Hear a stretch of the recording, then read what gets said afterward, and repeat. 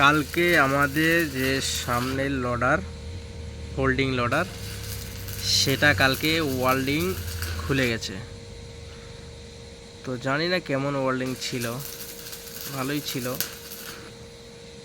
কিন্তু তার সত্ত্বেও ওয়েল্ডিংটা ছুটে গেছে।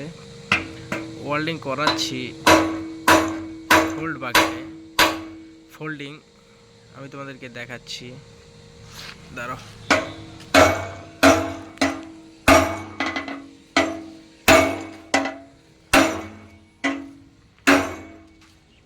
এই যে